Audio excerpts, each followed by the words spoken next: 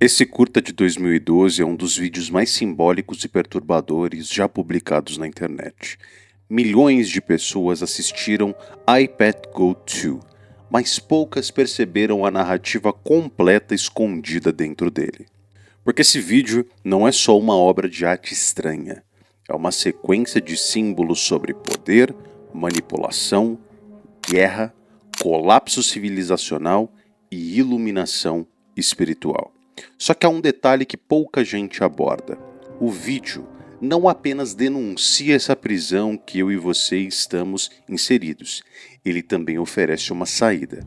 E talvez essa saída seja a parte mais perigosa de todas. Hoje nós vamos destrinchar I, Pat Go To, quadro por quadro. I, Pat Go To é um curta animado com pouco mais de 7 minutos, lançado em 2012 pelo artista canadense Louis Lefebvre, do estúdio Héliofant.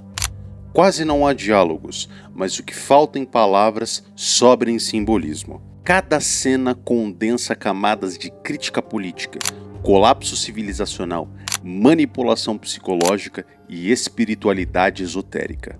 Na época do lançamento, em 2012, Lefebvre chegou a comentar o vídeo em entrevista para o Alex Jones do Infowars, confirmando que sua animação passava por temas como poder global, o trauma do pós-11 de setembro e formas invisíveis de controle que moldam a percepção humana.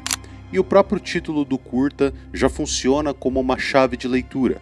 I, Pat Go To faz referência ao livro infantil The Pat Goat, aquele mesmo que George W. Bush lia para crianças em uma sala de aula no instante exato em que os ataques de 11 de setembro aconteciam. E esse contexto é perfeito e irônico demais para ser ignorado. Enquanto o mundo lá fora entrava em colapso, o presidente mais poderoso do mundo estava diante de crianças, lendo uma história infantil sobre um bode de estimação. Era como se o mundo inteiro estivesse ouvindo uma fábula, enquanto a história real acontecia do lado de fora daquela sala de aula. E talvez seja justamente essa a primeira grande mensagem do curta. A humanidade inteira é colocada na posição de uma criança distraída e hipnotizada, ouvindo uma historinha, enquanto o mundo que nós conhecemos pega fogo lá fora. Antes de começarmos a decodificar cada símbolo aqui, eu quero que você assista esse curta comigo uma vez do começo ao fim, sem pausas. Eu quero que você apenas observe as imagens, os personagens, os cenários e principalmente o clima do vídeo. Porque na primeira vez que assistimos o I, Pat Go To, quase todo mundo tem a mesma reação, que é o lema do Piu Piu. Eu acho que eu vi um gatinho, né? Uma sensação de estranheza. Eu acho que entendi alguma coisa, mas não sei exatamente o que. Mas depois que você entende os símbolos aqui presentes, o vídeo muda completamente. Isso acontece porque o vídeo não foi construído com uma história tradicional. Ele foi construído com um mosaico de símbolos. Então assista com calma aqui comigo, eu vou colocar na tela, preste muita atenção nas imagens e depois nós vamos voltar ao começo do vídeo para que a gente interprete cada um dos elementos separadamente, combinado? Então vamos lá, vídeo na tela. Só um detalhe aqui que é interessante a respeito desse vídeo. Esse aqui é o canal da Héliofant, se inscrevam por lá, tá? Inscrever-se, deixem o like lá pro pessoal. E aqui na descrição tá escrito Le feu accorde la souffrance. Então, se meu francês ainda é bom, o fogo que arde no coração da dor. Na literatura francesa, o Charles Baudelaire, desse livro aqui, ele usa isso na poesia para mostrar que a dor não apaga o amor. A dor, na verdade, purifica o amor. Então vamos assistir o vídeo aqui para a gente compreender, é só uma curiosidade aí para você entender o pano de fundo desse vídeo.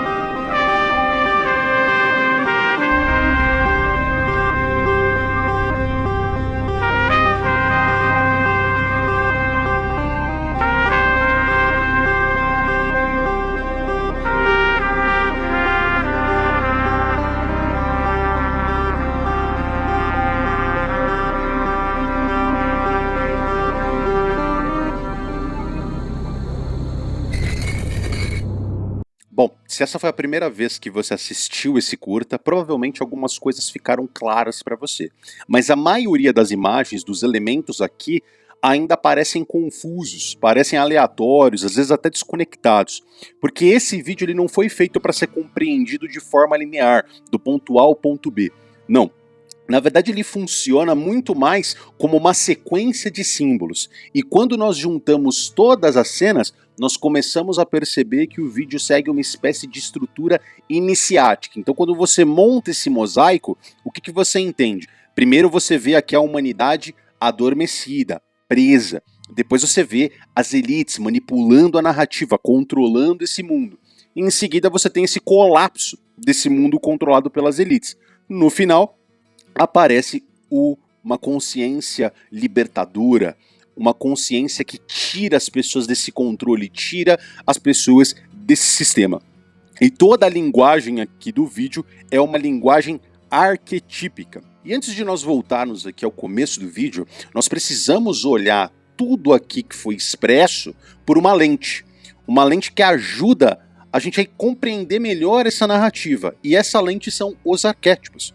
O Carl Jung chamava os arquétipos de estruturas universais do inconsciente coletivo. São padrões simbólicos que aparecem espontaneamente em diversos mitos, sonhos, religiões, histórias humanas, até mesmo em culturas que nunca tiveram um intercâmbio, nunca tiveram contato entre si. Então o que é comum a todas as culturas nesses arquétipos? O arquétipo dos heróis, dos mentores, dos deuses criadores, dos enganadores, dos mentirosos, e esses padrões se repetem há milhares de anos em todas as culturas. E quando nós vemos esse vídeo aqui, o iPet Goat, nós vemos que o vídeo é estruturado por 4 arquétipos centrais, 4 forças simbólicas que conduzem toda essa jornada narrativa. E o primeiro deles é o mais importante de todos, a gente vai entrar nesse mérito daqui a pouquinho. iPet Goat, desde o início, já é muito simbólico pelo nome. Por que foi escolhido esse nome? Porque o presidente Bush estava numa escola na Flórida no momento dos ataques do 11 de setembro e ele lia esse livro, Reading Mastery 2, Storybook. E dentro desse Reading Mastery tem uma historinha chamada The Pet Goat, ou que foi chamado depois, erroneamente, de My Pet Goat. E qual que é o primeiro arquétipo aqui que você precisa compreender? O arquétipo do demiurgo. Por que eu falo do demiurgo aqui? Obviamente porque esse vídeo é um vídeo profundamente gnóstico. E vocês vão entender por quê de agora adiante. Nas tradições gnósticas, quando aparece essa figura do demiurgo, ele não é o Deus verdadeiro. Ele, na verdade, é um artesão cósmico, um criador inferior que constrói o mundo material e passa a acreditar que ele é senhor absoluto da realidade. É uma espécie de rei do mundo do Pequeno Príncipe, certo? E nesse mito, o mundo que você conhece, tudo que é palpável, observável, não é necessariamente livre. Ela é uma estrutura construída pelo demiurgo. É um sistema, é uma arquitetura, é algo tecido, né? E por isso que no imaginário gnóstico, o demiurgo se torna o administrador da prisão humana. Ele projeta o sistema, ele mantém, ele sustenta o sistema e organiza a realidade desse sistema. E qual é a função desse demiurgo? O demiurgo governa através da ordem artificial. Como ele arquiteta, como ele constrói os sistemas, ele pega esse caos da existência e transforma tudo isso numa estrutura. Só que quando ele faz isso, ele também aprisiona todos os seres e toda a vida dentro dessa realidade. E esse arquétipo aparece constantemente na história humana, por diversas instituições. Então quando você pensa nas burocracias, nos impérios, nos governos, nas ideologias, nos sistemas tecnológicos, em toda a estrutura centralizada de poder, seja ela secular, seja ela religiosa, o demiurgo é essencialmente o arquétipo engenheiro dessa ordem artificial. E como ele se manifesta nesse mundo aqui? Quando esse arquétipo vai aparecer ali na história humana, assumindo a estrutura das elites tecnocráticas, das oligarquias, dos sistemas financeiros, das sociedades secretas, das ordens iniciáticas, dos estados centralizadores. essas estruturas, elas não governam apenas o sistema e as pessoas, elas governam tudo. É o sistema financeiro, o sistema midiático, o sistema educacional, o sistema tecnológico, tudo, a ciência, tudo. O poder do demiurgo não é o poder de um líder isolado, ele vai se ramificando para toda a arquitetura visível de controle, até para as arquiteturas invisíveis de controle dentro desse sistema. E é dessa maneira que o demiurgo governa esse sistema. Ele constrói o ambiente, define as regras e cria os limites da realidade, né?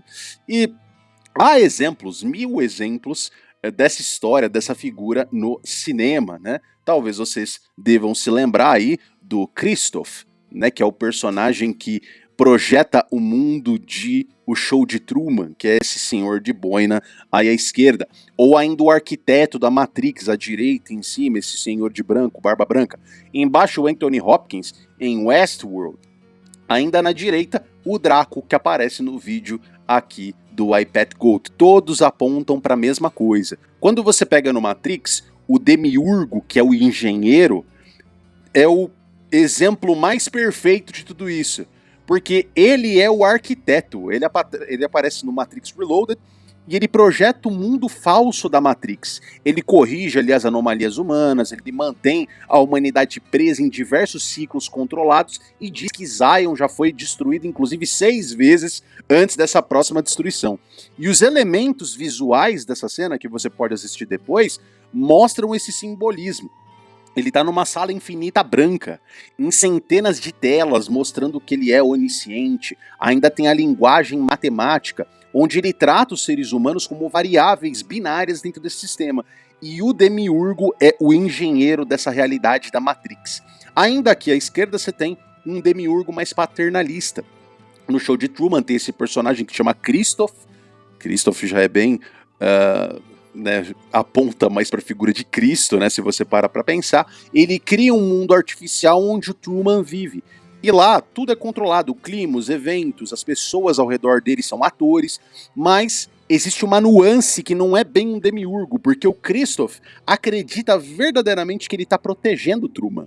E esse é outro arquétipo recorrente na literatura, em filmes, que é o tirano benevolente. Aquele que constrói uma prisão, constrói um sistema, acreditando proteger, tá fazendo isso pro bem do prisioneiro. E no final do filme ele diz pro Truman o seguinte: eu conheço você melhor do que você mesmo. Eu conheço o sistema, eu conheço todas as variáveis e por isso construí ele para você.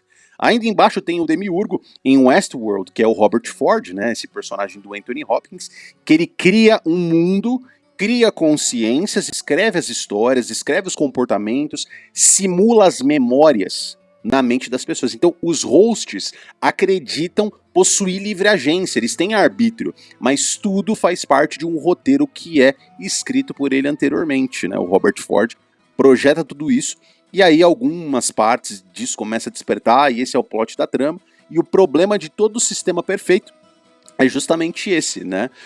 Toda a narrativa agnóstica começa no mesmo lugar. O sistema parece perfeito, uma realidade que parece organizada, uma prisão muito bem construída, mas todo esse sistema perfeito tem um problema. Sempre surgem anomalias, sempre surgem situações que estão fora do controle. E quando isso acontece, a história tem o ponto de virada, né? E quem cumpre esse papel aqui é o Draco, que é esse cara que parece um réptil, né? E nós vamos entender esse arquétipo melhor voltando para a primeira cena do vídeo. Vou colocar aqui na tela para vocês. Vejamos aqui do começo.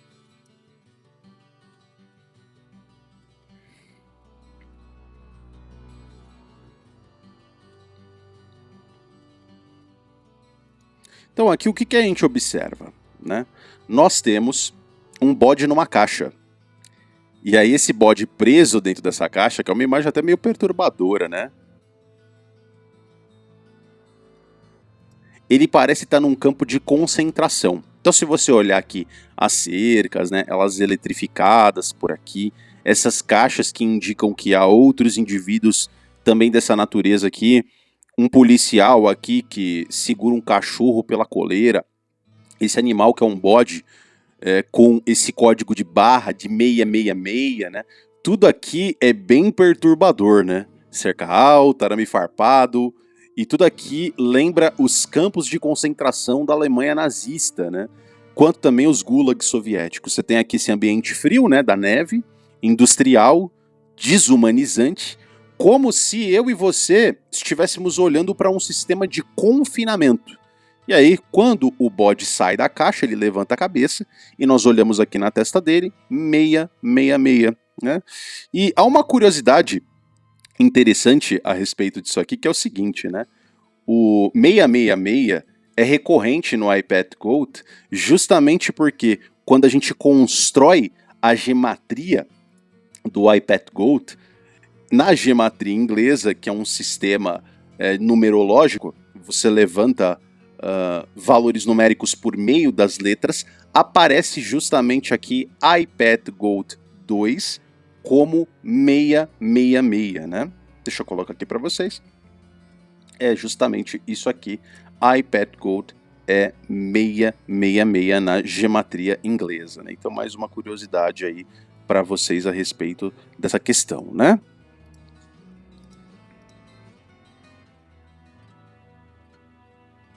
Bom, ele é hipnotizado aqui, né? Vocês veem a cabeça dele mexendo, né? E quando isso aqui você vai prestando atenção, né? Você vai olhando essa cena, tem cinzas ou a própria neve caindo do céu. Então você tem aqui um mundo devastado, ou um mundo pós-apocalíptico de altíssimo controle. Então quando a gente pensa em iPad Go 2, esse é um vídeo sobre a libertação das forças que controlam o mundo. Mas essa primeira cena mostra pra gente o oposto. Mostra o estado inicial da humanidade. Ela tá confinada, ela tá catalogada, tá marcada na cabeça, tá hipnotizada, transformada num produto dentro de uma caixa, né? Então, esse título aqui, inclusive, né, iPad Gold, mostra o seguinte: eu, bode de estimação. E esse eu não é só o personagem aqui que aparece no começo, né? Ele, na verdade, é o próprio espectador. Como se esse vídeo dissesse aqui pra gente o seguinte, ó, esse bode aprisionado é você, é a humanidade, seres humanos que são colocados dentro de sistemas, identificados por códigos, por números e condicionados desde o nascimento. E aqui, essa hipnose mostra muito isso, né? Condicionamento, controle mental. E esse símbolo aqui se torna justamente uma das inspirações para a criação do logo do Muito Além da Imaginação que está aqui, que é justamente esse olhinho rupestre hipnotizado, né? E aqui mostra, antes da libertação, primeiro ele precisa se livrar desse sistema opressivo.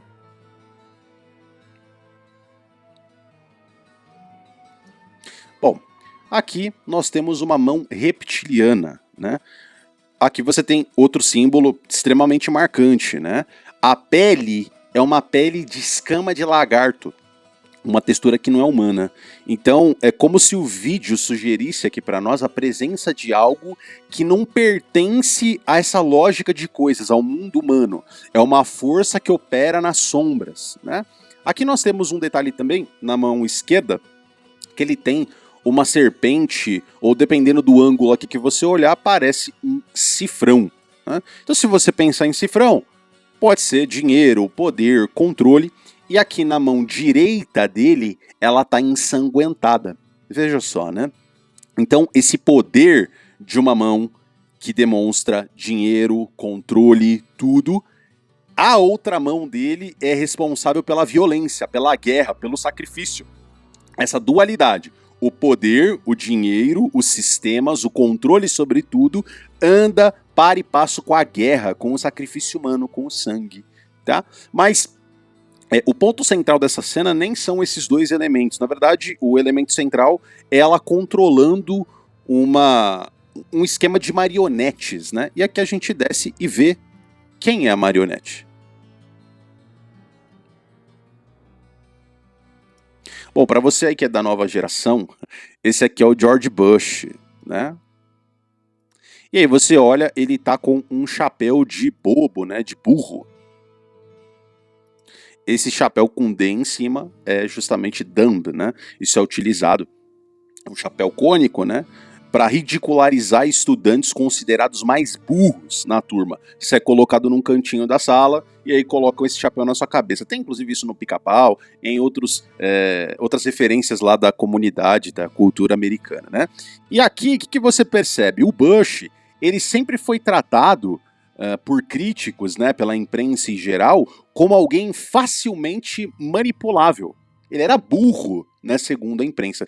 E durante os 2 mandatos dele nos Estados Unidos, diversos analistas diziam que o verdadeiro centro de poder do governo americano não estava na mão dele, mas estava em figuras ao redor, né, ministros e principalmente o vice-presidente Dick Cheney, né, que é considerado por diversos analistas uma das figuras mais influentes daquele governo, né. Então essa imagem aqui mostra Bush como um fantoche, enquanto a verdadeira força de controle, quem de fato comanda as coisas, está fora da cena. Uma mão reptiliana que não aparece, ela está oculta, que move ele como um boneco, né, um joguete. E também tem essa ideia, né, símbolo que está na cabeça das pessoas, que é a pele reptiliana, né? A ideia de que existem criaturas que não são humanas, que têm essa natureza demoníaca, reptiliana, e isso aparece continuamente ao longo da história, né? Se você parar para pensar,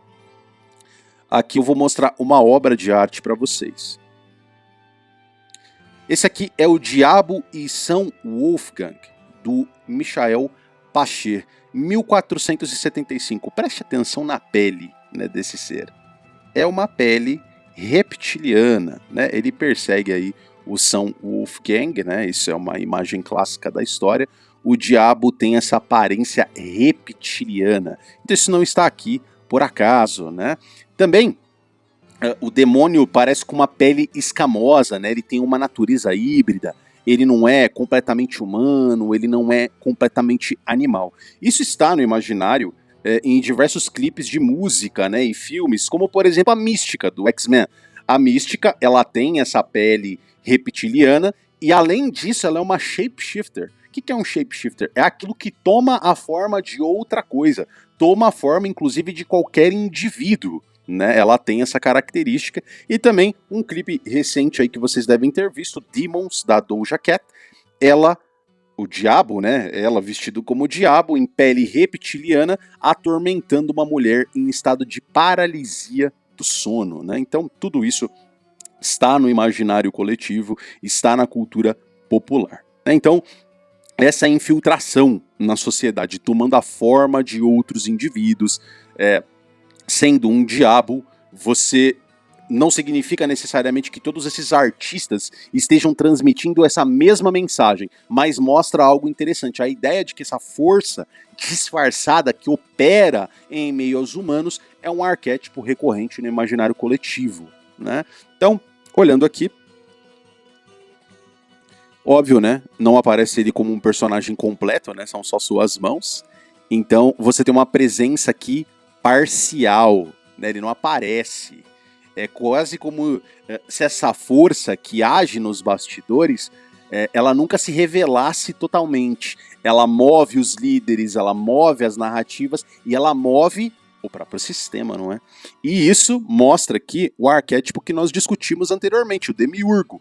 O arquiteto desse sistema, ele se disfarça, ele aparece como a estrutura, ele aparece como o sistema como um todo, mas ele que define as regras do jogo, né? E é isso que salta aos olhos aqui, líderes visíveis ao mundo, que ocupam o palco, que ocupam cargos, mas quem realmente controla o sistema e controla as forças de poder está fora da nossa visão, né?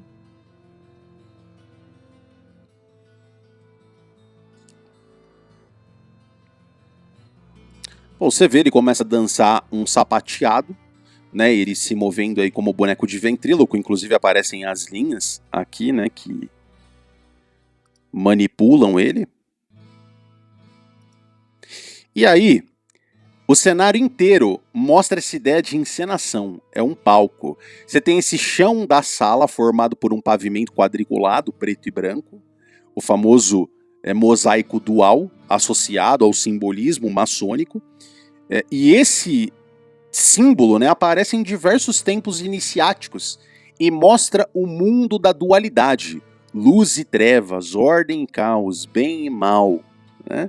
Então nós temos aqui a realidade sendo demonstrada como um tabuleiro onde forças opostas estão em constante equilíbrio. E o Bush está aqui no centro desse tabuleiro. Quando a gente pensa no imaginário místico de toda essa questão, a gente pensa justamente na maçonaria, no piso dual dos templos, dualidade.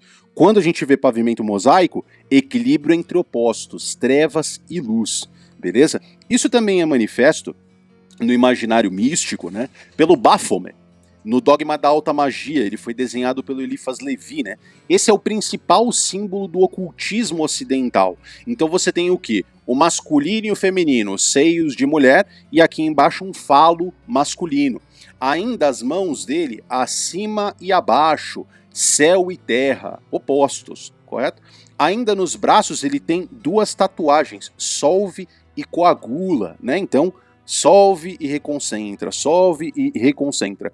Ainda essa figura humano e animal, em cima uma cabeça de bode, corpo humano. Isso tudo está ligado, obviamente, a conhecimento oculto associado a sociedades secretas ou discretas em geral. Tem esse imaginário, né, muito antigo, desde o século XV. Esse é o pergaminho de Kirkwall, ele está numa loja maçônica na Escócia. E aqui você tem a dualidade, né? O masculino e o feminino. Esse pergaminho é gigantesco, eu cortei só um segmento dele, mostrando quem? A árvore do conhecimento do bem e do mal, a criação, a natureza, e embaixo da árvore, um ser híbrido. Ele é homem e ele é mulher, ele tem seio e ele tem rosto masculino. É o símbolo da humanidade, Adão e Eva. Tudo ali presente dentro dessa noção, beleza? Que nós temos aqui de dualidade dentro da magia, beleza? Voltando ao vídeo. Bom, se você olha aqui, ele está iluminado por uma estrela, né? E essa estrela, alguns poderiam ler esse holofote aí de 5 pontas como um pentagrama. Isso é um símbolo muito antigo em tradições esotéricas e ilumina o Bush nesse piso aí como se ele fosse um ator num palco, né, de um grande teatro. Como se toda essa cena fosse parte de uma encenação.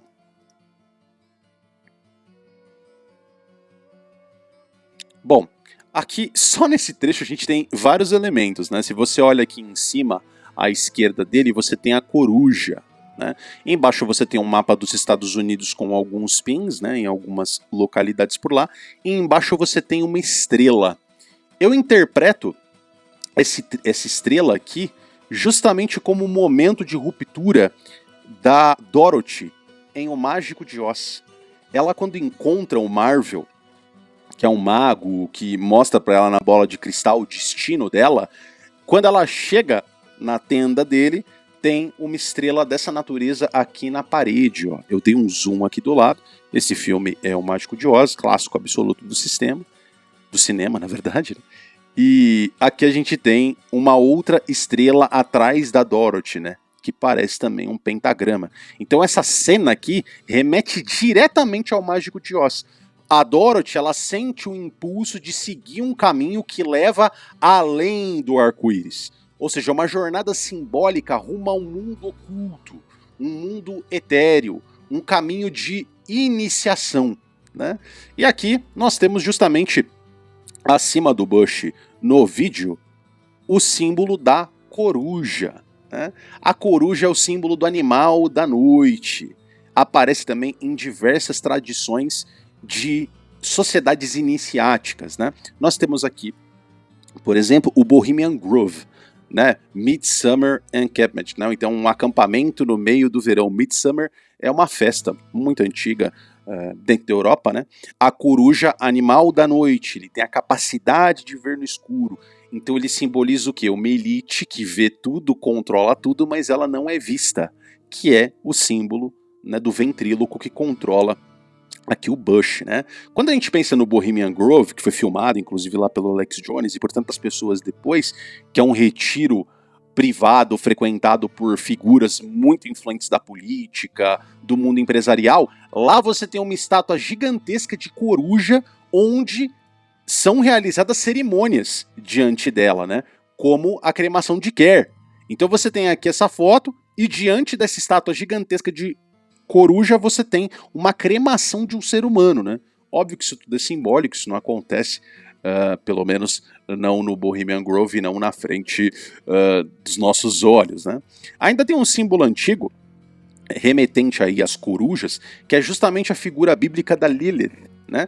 Óbvio que ela aparece dentro da Bíblia, mas ela é muito mais comum nas lendas do Oriente Médio, né? Então você tem esse texto aí de Isaías 34:14 que mostra lugares devastados, onde habitam criaturas noturnas. E muitas vezes, coruja pode ser coruja ou Lilith, né? Depende da tradução da Bíblia. Mas nessa tradução aqui que eu separei, que as feras do deserto se encontraram com hienas e o sátiro clamará ao seu companheiro, e Lilith pousará ali e achará lugar de repouso para si, né?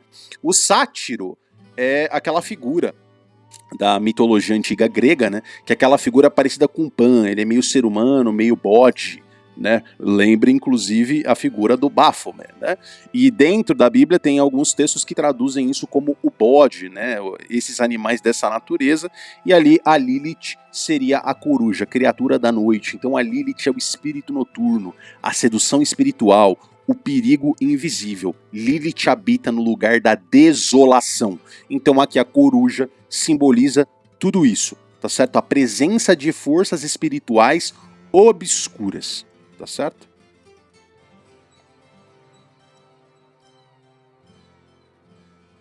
Aí ele fala essa frase, né, que foi uma gafe lá dele.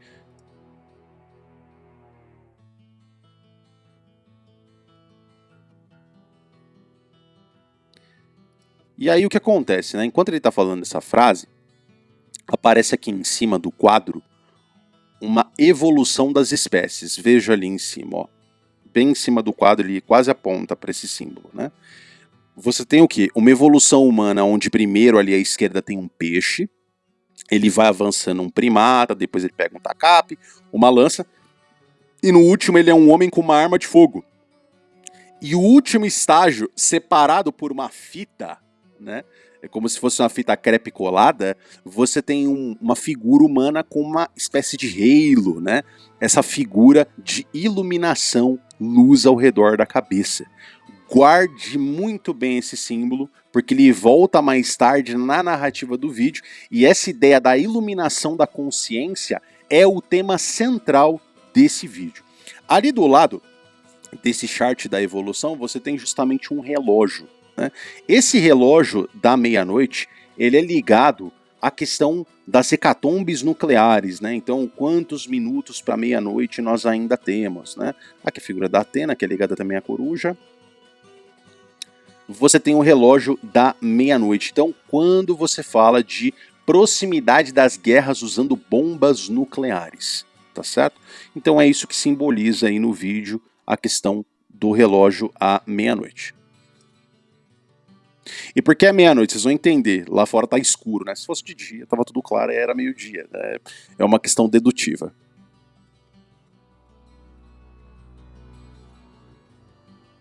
E aí você vê essa figura do shapeshifter que eu comentei, né? Igual a mística, aquela figura reptiliana. Ele começa aqui, parece meio possuído a se transformar. Aí ele faz o rock and roll com a mão, que é o símbolo clássico de Cernuno, né? Esse símbolo aqui que eu tô fazendo, igual o Homem-Aranha faz.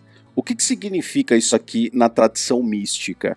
Significa energia masculina, fertilidade, né? Isso aqui é uma espécie de símbolo para essa figura chamada Cernuno, que é Pan, dentro da Wicca. Essa mesma figura é a mesma emanação, a mesma energia. Isso aqui significa isso nos ciclos mágicos. Mas também tem a questão da maldição, né? Que é o Horns. Isso é uma observação posterior, mas você vê, né? O Homem-Aranha faz isso, né? Tem o rock and roll, né? Ou Eu Te Amo em Libras, que é assim. Mas isso aqui significa o símbolo de Cernuno, que é a virilidade masculina dentro dos ciclos, né? Da magia. Ainda aqui do lado dele, você percebe o quê? F igual menos F. Essa é a terceira lei de Newton, né? A lei da ação e reação. Óbvio que é ação e reação, né? Se o mundo vai para um colapso, tudo que acontece tem uma força igual, que não é perdida, na verdade é só manifestada num outro ente, né? Aí ele começa a passar por um processo de transformação. E aí ele se transforma no Barack Obama. E aí a primeira coisa que você percebe aqui, tudo continua igual, os símbolos são iguais, ele é uma outra figura, e ele tem, no lugar daquele chapéu de burro, ele tem um chapéu de universitário, né, formado na faculdade. E ele aqui é o quê? Ah, ele é simpático, ele é elegante, ele é carismático. Ele não é mais um aluno ignorante. Ele tem o símbolo da educação superior, da academia, da inteligência, da sofisticação, né? Então aqui você tem uma correção histórica, como se esse novo presidente fosse a mesma resposta para o mesmo, fosse uma resposta diferente para o mesmo caos. Então, a incompetência que muitos ligavam ao Bush, aqui é corrigida. E aqui ele pisca e mostra um dente de vampiro. Isso é muito importante no imaginário simbólico desse vídeo, né? Porque o vampirismo é clássico do cinema. Quando você pensa aí, Um Drink no Inferno, esse filme é do Tarantino, né? É uma das grandes agendas da elite hollywoodiana, essa questão de vampirismo. Esse filme aqui, o principal tema dessa trama é justamente vampiros canibais que bebem sangue humano e sacrificam pessoas a deuses pagãos. Tem também um outro filme que tem uma natureza parecida, aponta para a mesma coisa, que é a Rainha dos Condenados. Tem essa vampira, que é a Akasha, ela é uma deusa sanguinária, e esse filme mostra vampiros ligados a divindades antigas, que fazem rituais bebendo sangue, que fazem sacrifício de pessoas e que fazem um culto à imortalidade por meio dessa prática. Então, consumir o sangue, consumir a carne de outros humanos, te leva à eternidade, à vida eterna. Né? Esse é o elixir último da vida eterna. Você tem também o Blade, de 98, que os vampiros ali formam sociedades secretas e transforma seres humanos numa espécie de gado, de animais, num ritual para despertar o deus vampiro, que nesse filme se chama La Magra. Né? Vocês podem assistir depois, o Blade inclusive é um vampiro que se rebela contra os outros vampiros. Você ainda tem esse filme de terror, o The Shrine, de 2010, que não é exatamente um filme de vampiro, mas ele mistura esse culto pagão com sacrifício humano e uma entidade que devora sangue humano, né? Essa trama gira em torno de um culto que sacrifica pessoas para essa entidade monstruosa.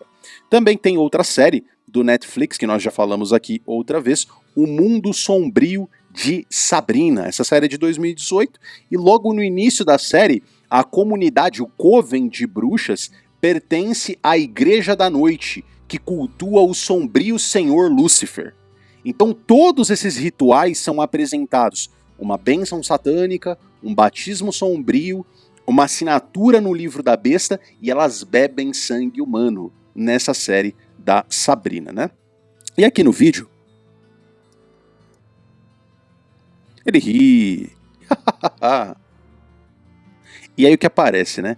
Ele rindo e tem um teleprompter para ele ler ali na frente o que ele tem que fazer. E ali a sigla LOL, né? Laughing Out Loud, então rindo muito, como se alguém mostrasse para ele o que ele precisa fazer. Não se esqueça, o Obama é só mais uma marionete, os personagens mudam, os rostos mudam, mas aquele mesmo sistema de coisas permanece, certo? O roteiro continua nas mãos daquele que controla. A mão que move esse teatro está fora da cena.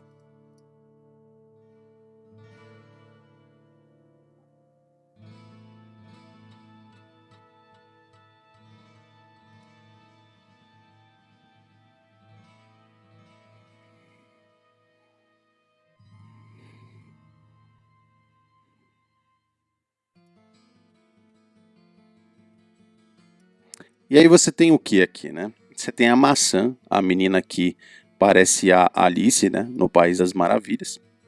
E ela tem uma maçã na mão. Essa maçã cai no pé ali do Obama e ela floresce uma flor de lótus rosa. E isso assusta ele um pouco. É importante a gente falar de maçã, porque aqui você tem um símbolo da maçã que é justamente o fruto proibido. Mas antes, ó, o que você tem? Essas crianças vazias, sem rosto. Elas estão cega, surda, muda, imóveis diante do que está acontecendo, e elas têm inclusive aqui, ó, um arame farpado em volta delas. Então é um confinamento físico e um confinamento mental. E aí no meio dessas crianças tem uma outra que está no meio de um círculo. Ela percebe ali que tem algo errado com tudo isso. Ela pega essa maçã e deixa ela cair no chão, né?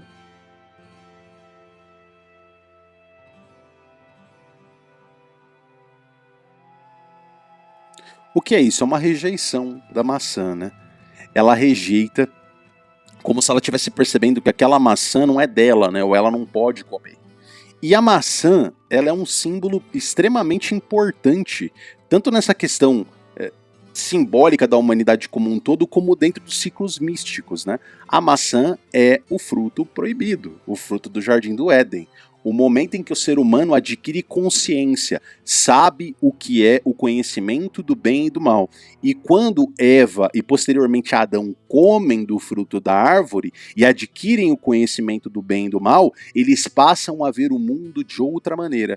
Então a maçã aparece o tempo inteiro, né, essa questão de orbe, né, Isaac Newton, que teria visto a queda de uma maçã e aí pensou a refletir na questão da lei da gravidade, e essa narrativa aqui, ela é simbólica, né, essa imagem da maçã é o insight, é a descoberta, é a compreensão súbita da realidade. Isso é que acontece com essa menina também, né? Enquanto as outras crianças estão passivas e presas nesse sistema, ela percebe algo e quando ela deixa essa maçã cair, é como se ela estivesse rejeitando essa narrativa que está sendo apresentada diante dela. Ela não está comprando tudo isso, não. E ali ela deixa cair como esse primeiro gesto de consciência dentro desse sistema, né?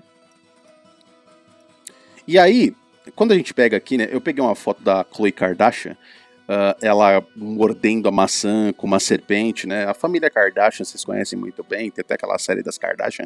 Essa maçã aí cortada no meio, que é um símbolo, inclusive, das bruxas, né?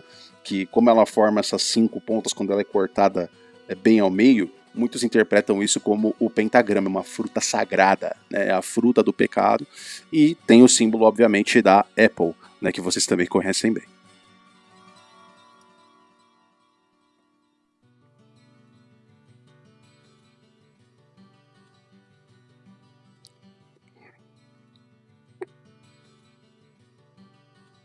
Bom, o Obama aqui ele não parece estar muito feliz com essa questão, né? Ele olha a maçã ali e ele viu que alguém na plateia tá acordando, né? E aqui eu gostaria que vocês prestassem atenção nesse detalhe da menina, ela como Alice. Por que ela tá como Alice, né? Alice no País das Maravilhas. Vocês vejam um coelho aqui no fundo, ó. O coelho branco.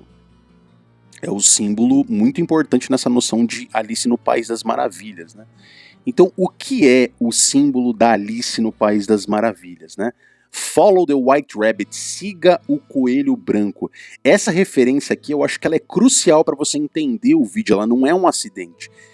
Quando você olha a história da Alice, ela representa uma descida a um mundo oculto, uma descida a um inferno. Seguir o coelho branco é isso. Atravessar um espelho, atravessar um portal por meio da água, entrar numa realidade onde as regras normais deixam de existir. E diversos teorizam, né, que a Alice ela é muito usada dentro do MK Ultra, na programação Monarca. E essa interpretação de seguir o coelho branco aqui, na verdade significa entrar em um estado de dissociação mental.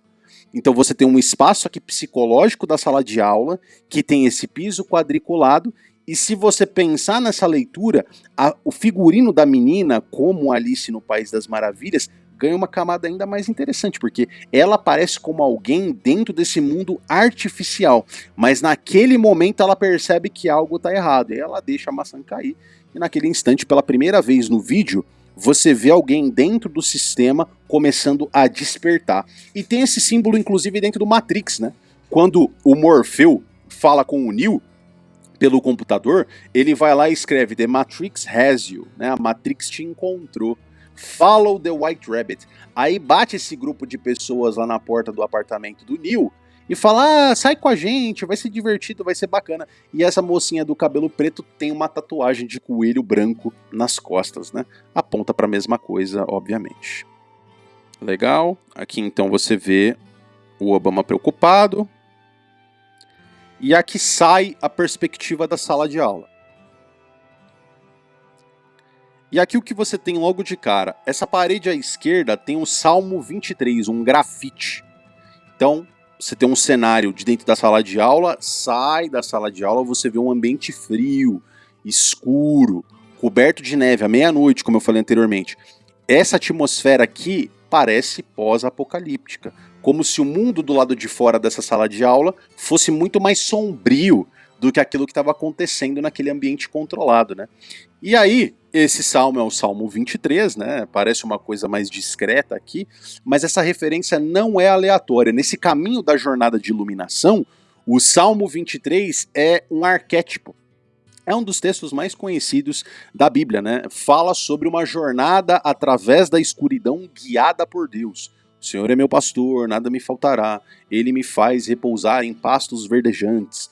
Guia-me para águas tranquilas, refrigera minha alma. Ainda que eu andasse no vale da sombra da morte, não temerei mal nenhum, porque tu estás comigo. Então tudo isso faz parte desse arquétipo da jornada de iluminação, onde Deus te guia, inclusive, pelos lugares mais sombrios, né?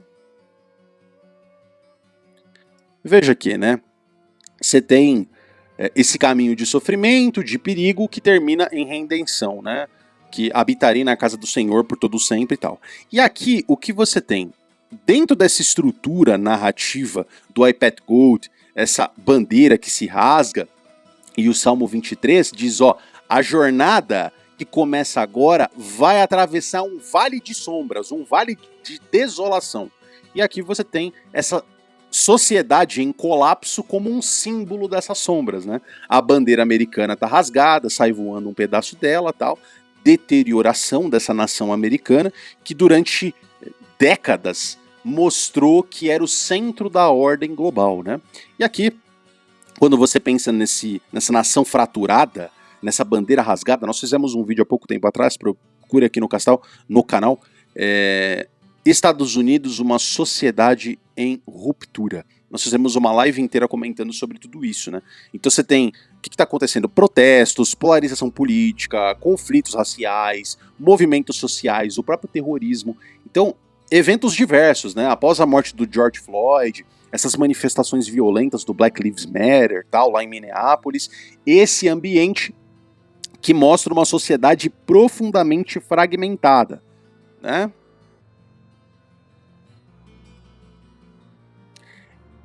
E aí um dos símbolos dessa fragmentação é justamente no fundo aqui à direita, as torres gêmeas. Né? Isso aqui é uma referência ao World Trade Center. O vídeo mostra que aquilo foi um ponto de inflexão, um ponto de mudança, um momento que redefiniu o século XXI.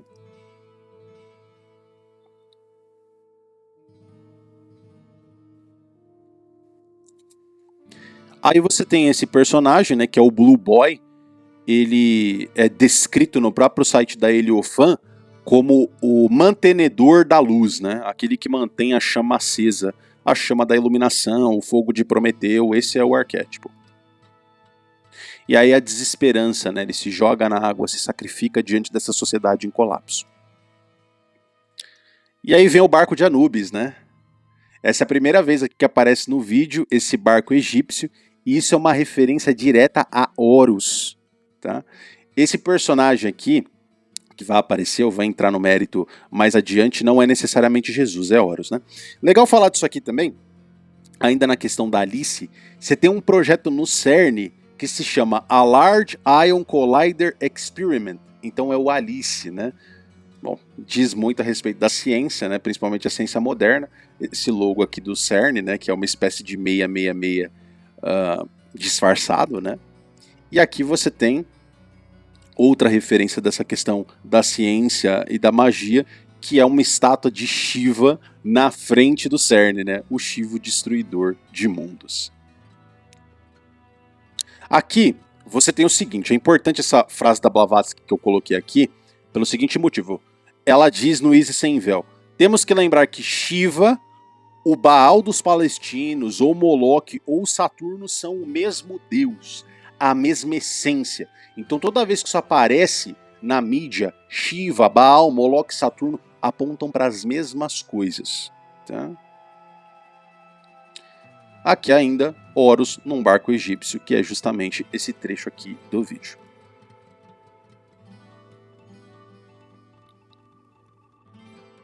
E aqui é uma cena até que é um pouco engraçada. Bom, você tem o quê, né? Você tem o Osama Bin Laden, que foi o responsável pelos atentados do 11 de setembro. E o que ele tem aqui do lado direito do peito? Uma insígnia da CIA. Então, uai, por que ele usa isso? É uma ideia de que o terrorismo é, na verdade, um instrumento do próprio governo. É a leitura de que o 11 de setembro e outros atentados são false flags, né? Na verdade, são mentiras, são planejamentos do próprio governo colocando a culpa num agente externo, né? E aqui, você coloca ali da direita a Lua, ela está invertida em vermelho, mostrando que esses movimentos extremistas, na verdade, são uma perversão ou uma instrumentalização da própria religião islâmica para criar um bicho-papão, né? Ele tem uma tropa atrás dele, né? Um exército aí a serviço dele. Campos de petróleo, né? Aqui no fundo você vê. E aí você tem essa gota aqui que cai na água, né? Do óleo. Pois bem, agora você tem um símbolo aqui interessante, né? Deixa eu só voltar para essa questão do petróleo, que ela é importante, né? A questão energética. Você tem as disputas geopolíticas no Oriente Médio, né? E os Estados Unidos e as nações ocidentais se metendo em tudo isso, né? Então você tem diversas intervenções, inclusive uma recente aí na questão do Irã, né? Esses conflitos internacionais têm relação com a questão energética, né? Então, parte desse colapso global está ligado a esse conjunto de interesses dessa elite que controla tudo, inclusive a energia. Bom, você tem aqui a Estátua da Liberdade, né? E uma estrela de 6 pontas, é a chamada Estrela de Davi, né? E esse símbolo surge embaixo da Estátua da Liberdade. E isso aqui pode ser interpretado de diversas maneiras, né? Mas eu vejo aqui uma sugestão de que a política americana é profundamente conectada com os interesses geopolíticos de Israel. Pois bem, essa mesma Estátua da Liberdade quebra a chama, quebra o braço, ó, e cai a tocha. E aí, o que é isso, né? Qual o colapso dessa estátua? O que isso significa? Duas interpretações. O colapso da liberdade ou, mais uma vez demonstrado, o colapso dos Estados Unidos como nação, graças a essa parceria que os Estados Unidos têm com Israel. Bem, aqui você tem um ovo, né? E dentro desse ovo tem uma criança. E é um ovo cercado por uma serpente, né? Isso aqui é um símbolo importante que a gente pode aprofundar um pouco mais, que é o ovo órfico. O que é o ovo órfico, né? Antes de tudo, a questão da meia-lua ali, né? Que em todas as referências em países árabes, a lua está à esquerda, e aqui no vídeo do iPad Gold, a lua está do lado invertido, né? É uma lua vermelha invertida aqui, né? Aqui, ó. Tá ali, ó. É uma lua crescente invertida. Então é justamente o contrário, é a perversão do símbolo original, né? Então Turquia, Paquistão, Uzbequistão, tudo tem a lua crescente desse lado, ela é uma perversão do outro lado. Ainda aqui você tem o seguinte, né? Não há religião superior à verdade. Por que eu coloquei isso aqui? Porque tem essa menção ao ovo órfico, né? Que é o ovo da serpente, o ovo cercado por uma serpente. Aqui, ó. Então, Na tradição esotérica, esse símbolo aqui, o ovo órfico, aparece em diversas linhas filosóficas da tradição hermética, da tradição teosófica. O ovo representa o potencial da vida. Inclusive tem um personagem aqui que chama Ludovico, e aqui o ovo é a semente da criação. Então a serpente, ela representa esse princípio espiritual que envolve essa vida, e dentro daquele ovo há uma possibilidade de nascimento, transformação, despertar. E dentro desse ovo existe essa criança, e o nome dela é Ludovic, ela vai aparecer mais adiante. E quando o ovo se rompe, nasce uma criança que está no poder desse ser aqui, que está simbolizado por esse olho reptiliano, né, dentro de uma tela.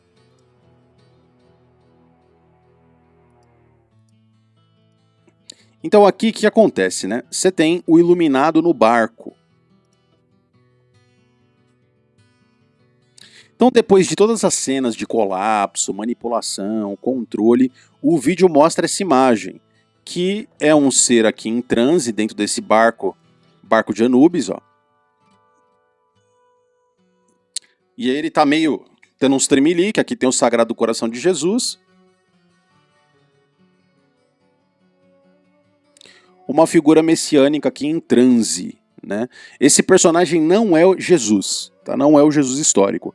Ele é um arquétipo espiritual de vários iluminados, vários avatares ao longo da história religiosa do mundo, tá? Aqui é o despertar da consciência. Veja aqui o olho que ele tem, ó, glândula pineal, terceiro olho, ele enxerga o mundo espiritual, ele é uma consciência elevada. E aí, o que acontece, né? Quando a gente trata a respeito disso, é um arquétipo dentro dessa narrativa que é o despertador, né, da massa.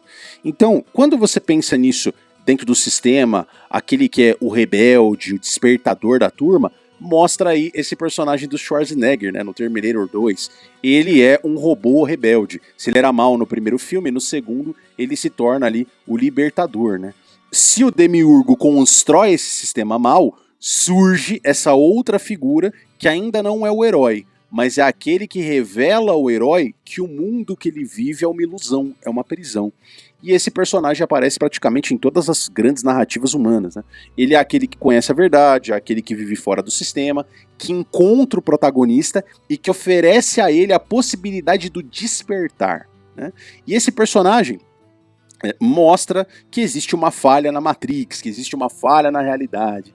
E é um arquétipo muito importante que existe na figura hollywoodiana, em diversas linhas, né, literárias. Ele é o mentor, ele é o guia, ele é o iniciador. Ele não atravessa a porta, ele mostra para o herói que a porta existe. E quem precisa atravessar essa porta é o herói arquetípico nessas narrativas, né?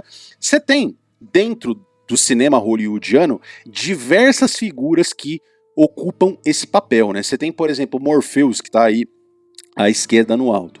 O Morfeu é quem revela ao Neo que a realidade que ele vive é uma simulação. E aí ele oferece aquela escolha clássica, né, da pílula azul e a pílula vermelha.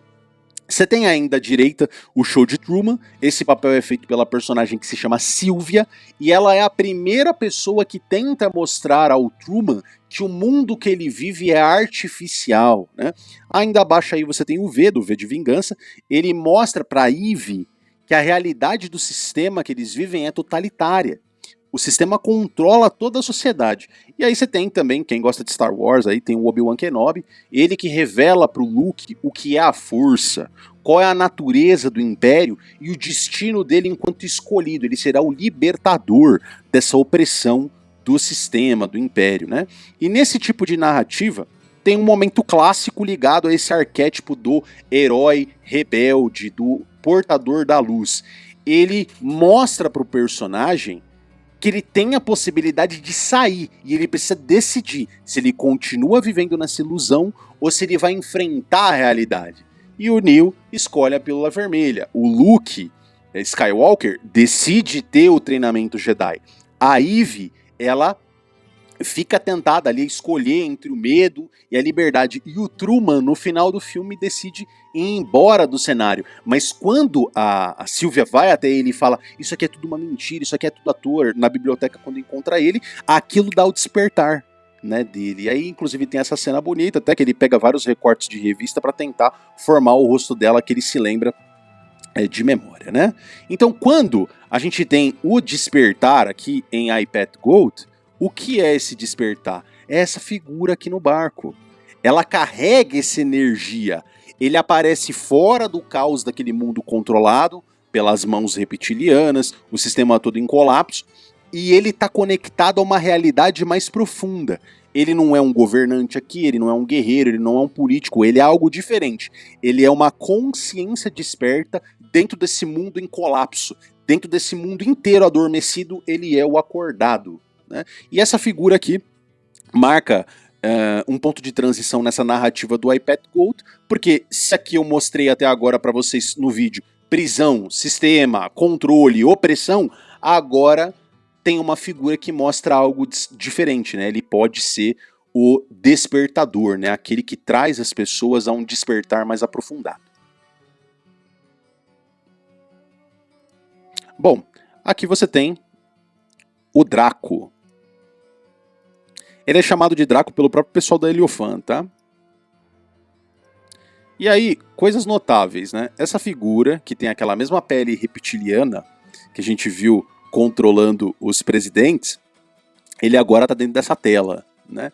E aí ele é um olho numa tela, como eu mostrei para vocês antes no ovo da cobra. Lembra? Ele tava com o olho aqui, ó, observando o nosso ovo, né, que é o Ludovico. Aí, aqui ele vai aparecer controlando o Ludovico, que é esse ser que nasceu aqui do ovo. E qual que é a primeira coisa que tem ali do lado direito dele, do lado da cabeça dele, se vocês repararem aqui, ó? Pílulas, remédios, né? Ali você tem referência a drogas, medicamentos, vacinas e tal. É uma referência à influência de sistemas farmacológicos e psicológicos na sociedade moderna. É como se o vídeo aqui mostrasse que o condicionamento é desde o nascimento, certo? Então, de acordo com os próprios criadores aqui do curta, essa figura, o Draco, né, que tem esse rabo de serpente, ele é um feiticeiro das sombras, uma força invisível que controla e busca mais controle sobre o mundo e sobre as pessoas, sobre o sistema, né? E aí tem essa descrição no site, que você pode ler depois, lá no site da Heliofan, o feiticeiro, a mão invisível e o espírito de loucura que busca sempre mais controle através de engano, mentiras, veneno, eventos fabricados, guerras e montanhas de estrutura burocráticas e legais destinadas a drenar a energia dos habitantes da Terra. Essa é a natureza do feiticeiro, né? Ele opera nas sombras, né? E ele tem esse símbolo do olho. Se você olhar aqui, ó, ele tem um olho bom e o outro olho dele é preto, né? Então ele não enxerga de um olho. Então um olho aberto é o olho que tudo vê, tá certo? O mesmo que aparece na pirâmide do dólar americano, inclusive ele tem essa mesma pirâmide no queixo dele, né? Então é a vigilância, a autoridade.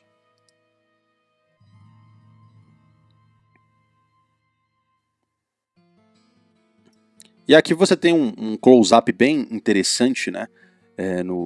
No Draco aqui, se você der uma boa olhada, o que você tem aqui, ó? Embaixo do olho dele tem duas tatuagens, né? Ordo Ab Chao, né? Que é ordem a partir do caos. A ideia de que uma nova ordem surge pela destruição do sistema anterior. Então, qual que é o significado dessa cena? Quando nós juntamos todos esses elementos, a mensagem aqui é a seguinte: Draco é o arquiteto do sistema. Uma força que manipula, controla as estruturas políticas, as estruturas econômicas, as estruturas psicológicas e que molda, cria o caos para depois oferecer ordem, né? Ele cria o problema e oferece a solução depois, né? Então aqui você tem o arquétipo do demiurgo, o administrador do sistema, o arquiteto, o engenheiro da prisão, mas dentro desse mesmo sistema você tem a possibilidade da consciência humana. E essa é a tensão narrativa do controle, despertar e a prisão do sistema.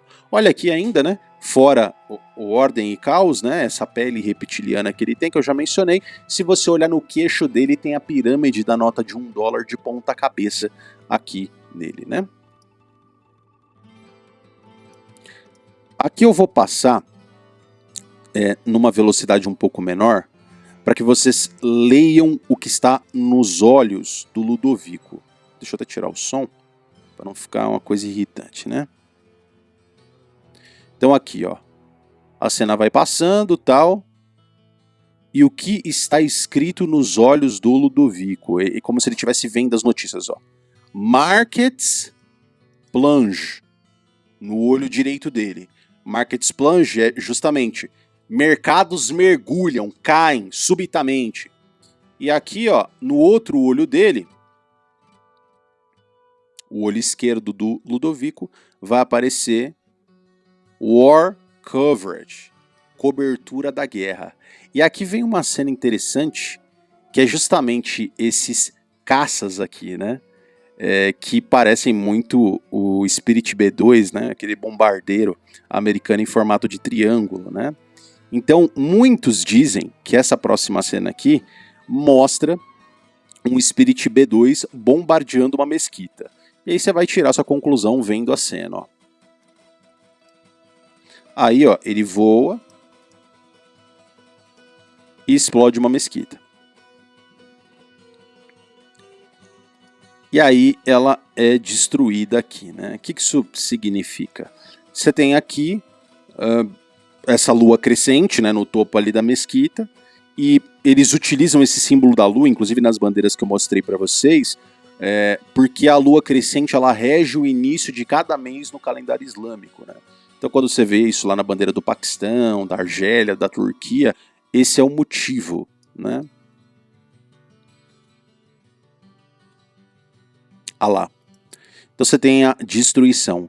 Aqui, muitos teorizaram aí nessas últimas semanas, graças à guerra com o Irã, que justamente foi um evento antevisto.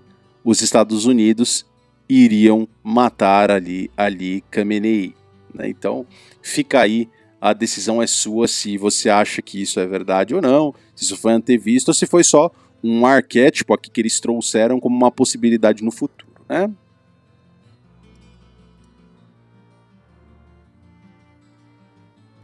Ok. Aí você tem esse Blue Boy, que seria o mantenedor da chama, né? E aqui uma das cenas mais interessantes desse curta, né? Que é a Pietà.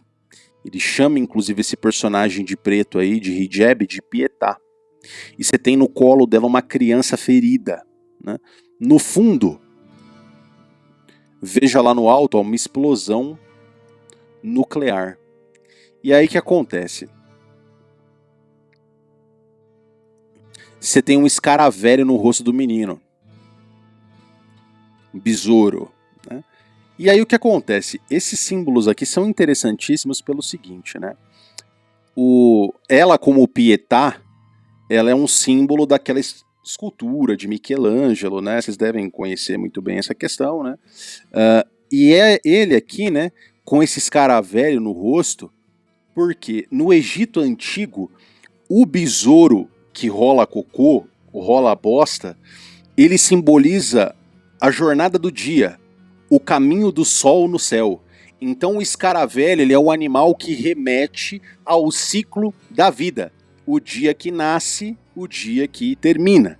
Então ele era um animal ali considerado sagrado. Então é o ciclo da vida e da morte, né? Então, quando você tem esse símbolo, né, da promessa da existência de uma vida no pós-morte, então assim como o sol se põe, sua vida também acabará, mas haverá uma vida depois dessa vida.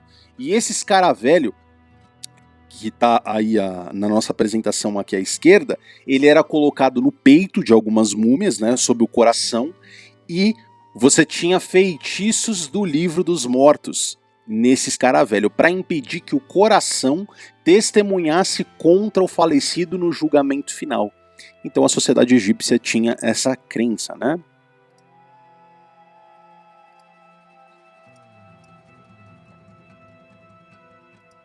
Aí você vê uma criança africana aqui, né? Ela com um fuzil Kalashnikov. Ela é uma menina, né? Você vê aqui por baixo dela tem um seio exposto. E aí um olho robótico, né? Nela aqui é muito fácil, né? Ela tá sendo desembalada para presente, né? Tá tirando um lacinho dela. Então, o que é, né? Pauta transhumanista que nós temos e ela sendo entregue de presente, né? Mostra também essa questão do, né, abuso, né, dos pequenos, né?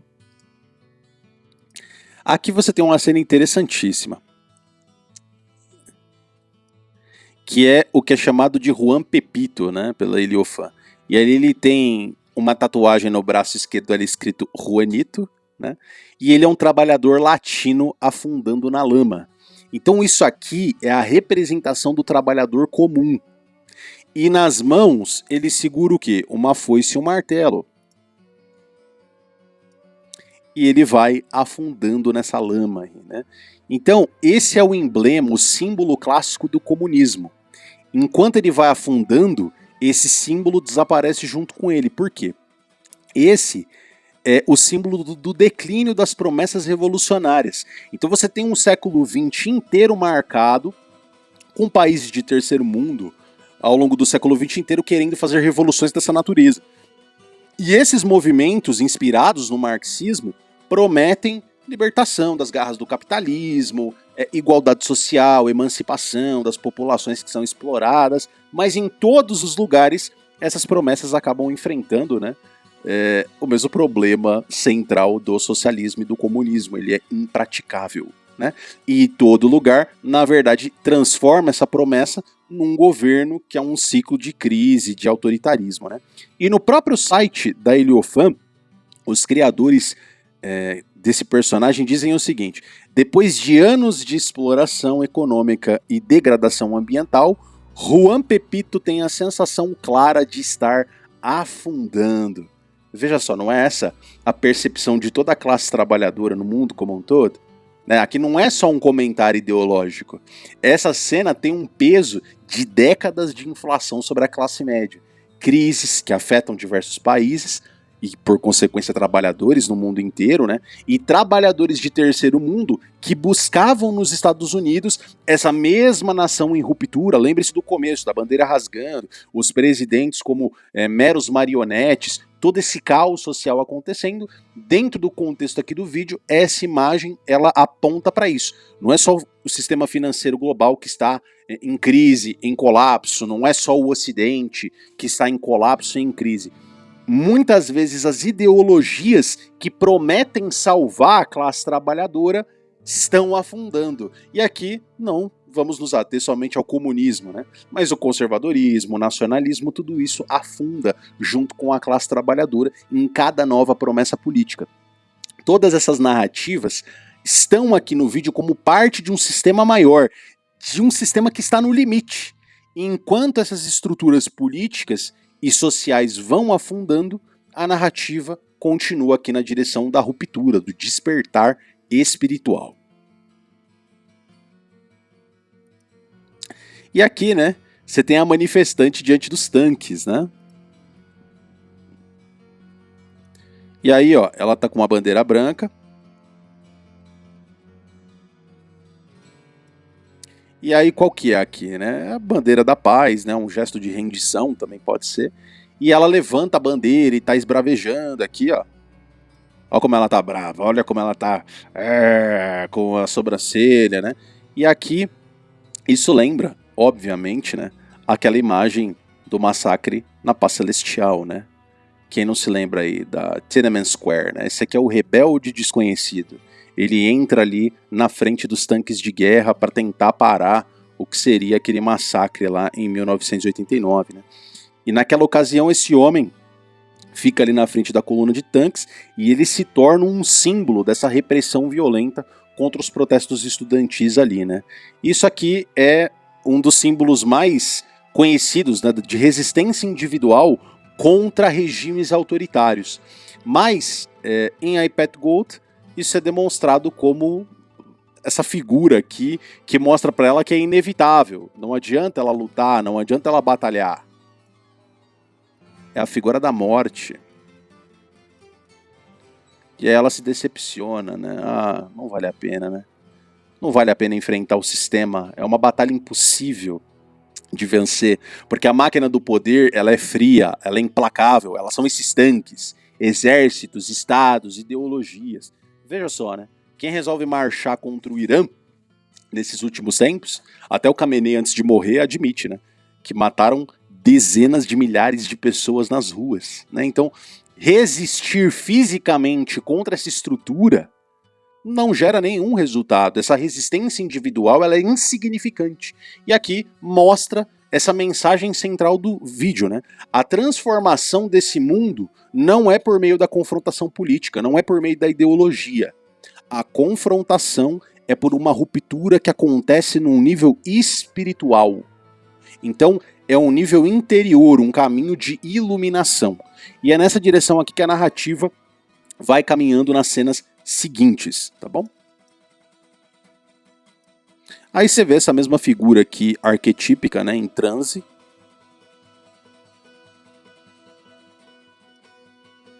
Ele é uma espécie aí de Horus, né? É Horus, é Cristo, depois eu vou mostrar Buda. Tem diversas figuras aqui nesse arquetipo, né? Arquétipo. Aí, ó, o que você tem? O Ludovico aqui, o menino que saiu do ovo, é a humanidade nas mãos desse sistema, certo? Depois da cena da classe trabalhadora afundando na lama, depois da cena do manifestante diante dos tanques de guerra, uai, eu tenho um sistema poderoso aqui. Porque a maior parte das pessoas não é capaz de perceber que está dentro dele. E essa pergunta leva aqui, obviamente, ao terceiro arquétipo que vai aparecer aqui, que é a prisão invisível, que muitas pessoas não percebem, inclusive hoje. Hoje nós vivemos num sistema altamente opressivo, né? Então, como isso é manifestado aqui no I, Pat Gould? Você tem o prisioneiro, essa figura que é uma humanidade adormecida. Ela está distraída, está sedada, está hipnotizada por toda a sorte de narrativas.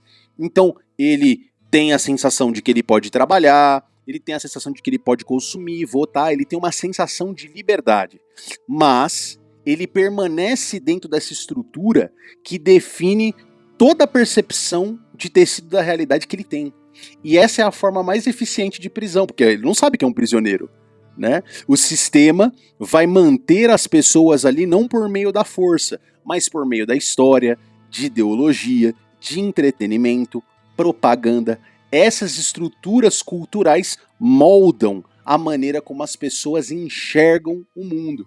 E esse arquétipo aparece, né, ao longo da história. Então você vê no Matrix, o Neo vive lá a vida dele aparentemente normal, ele trabalhando, pagando conta, seguindo a rotina dele, mas a realidade que ele vive é uma simulação, né? E aí tem uma cena emblemática naquele primeiro filme, que está expressa por aqui, que o Neo tá andando com o Morfeu na rua, e aí de repente passa essa mulher de vermelho, e aí o Neo ele se distrai, e aí o Morpheus pergunta para ele, você tá olhando para mim ou você tá olhando para a mulher de vermelho?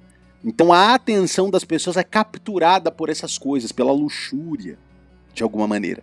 E naquele instante, ele rompe, ele tá tendo uma conversa, ele é distraído por tudo aquilo. E a mulher de vermelho representa isso, a distração que mantém o prisioneiro ali alienado dentro daquele sistema. Outro exemplo aparece no Show de Truman, né? O Truman vive nessa cidade perfeita, construída pelo Christoph, ele tem um emprego bom, ele tem uma casa confortável, uma mulher, tal, uma rotina tranquila, mas na verdade a vida dele é inteira um reality show. Cada pessoa ao redor dele é um ator, cada evento que acontece na rotina dele é um evento planejado, então cada interação que ele possui é só mais uma cena no roteiro de um reality show, de uma série como BBB, tá certo? E durante décadas ele não percebe isso, ele envelhece, porque o sistema é construído de tal maneira que faz parecer que tudo aquilo é natural para ele. E o prisioneiro em I, Pat Gold, nós olhamos aqui, tem diversos prisioneiros. Tem o bode marcado com 666 na cabeça, tem as crianças sem face, sem feição e presas ali pelo arame farpado, as crianças azuis no começo. A manifestante aqui, que eu tirei um print, ela raivosa, com um logo de propaganda no rosto, né, com o amor e a bandeira da paz, ela está iludida, ela é manipulada por narrativas políticas. Todas essas imagens aqui, esses arquétipos dentro do vídeo, transmitem essa mesma ideia, a humanidade vivendo dentro de uma história que é construída por outros, uma realidade que vai sendo tecida, ela é arquitetada por essa elite. Logo, essa prisão que todos vivem, ela não é feita de muros, ela é uma percepção que as pessoas têm da própria existência. E o ponto central nesse arquétipo aqui do prisioneiro é o momento específico da jornada que ele está antes do despertar. O personagem ainda vive dentro do sistema, ainda acredita em alguma medida nas narrativas, ainda aceita essas regras do jogo, mas ele começa a semear dentro dele uma dúvida. E aí essa rachadura acontece, ele vai precisar sair dessa matrix, dessa realidade que ele vive. E aí você vê o Draco aí por meio da mídia, né, dos meios de comunicação, dos computadores, de tudo, ele com essa cobra influenciando aí e oprimindo o Ludovico, né? E aí vem a cena, né, que é bem no meio do vídeo aqui, que é a ruptura, né? Então quando você tem a demonstração da prisão dos prisioneiros, as forças que controlam o sistema, você tem essa figura que surge no meio do caos, que é essa figura aqui que lembra a Cristo, né? Que é o libertador, e ele é o despertar espiritual. É o momento em que o Neo acorda da Matrix. É o momento em que o Truman percebe que tudo é uma simulação. Esse momento é a ruptura com o sistema. E aqui você tem uma ruptura que não é no plano político, no plano social. Aqui a ruptura é no plano espiritual. Então você tem aqui um fogo que ele solta e que liberta pelo fogo da iluminação, né? Aqui você tem justamente o arquétipo do portador do fogo, né? O Prometeu. Mas aqui, ó, importante voltar aqui porque esse ponto aqui de ruptura é interessante, né? Você tem o grid informacional na cabeça dele ali, o Draco oprimindo ele, né? A mídia, a internet, o entretenimento. Esse personagem, ele tem a pirâmide com um olho, né? Que eu mostrei aqui pra você e tal. E quando ele tem a pirâmide aqui invertida e essa figura do Cristo tem o olho aqui na glândula pineal, são corrompidos, né? São símbolos opostos. Então, você tem essa reforma desse símbolo que aqui tinha sido pervertido pelo Draco no seu significado original. Então a figura do Cristo, se havia a perversão outrora, agora ele restaura esse símbolo. Aí, ó, olha aqui o olho na testa dele, né? E aqui é o fogo da verdade. E os próprios autores dessa animação, né, dizem que essa figura aqui não é Jesus Cristo, né? Ela mostra, na verdade, algo diferente. Um conceito que é apresentado em muitas culturas gnósticas, que é o Cristo interior. A ideia de que cada ser humano possui em si um potencial, uma centelha divina, uma centelha espiritual, que é despertada por meio da iluminação da consciência. Né? Então, o conhecimento, o culto, né? Esse tipo de linguagem. E no site da Heliofan, quando fala desse fogo, o fogo da verdade, ele diz, ó, isso é você.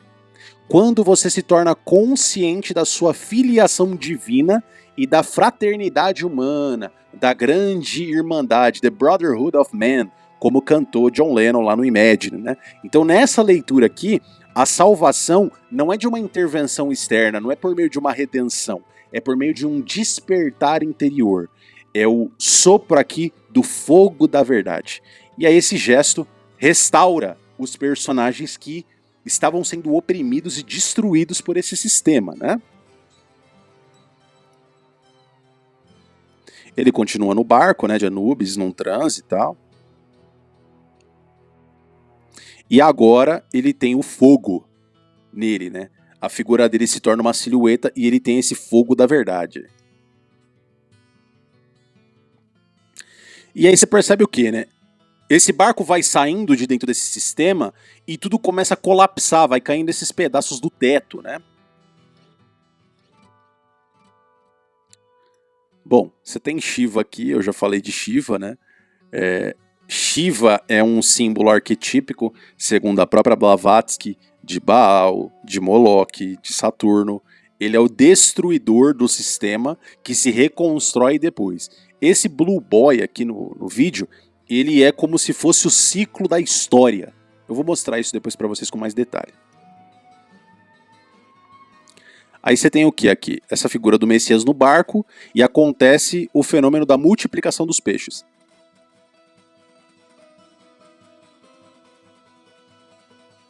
Aqui eu não creio que haja um sentimento extra, né, um significado para além do que é expresso.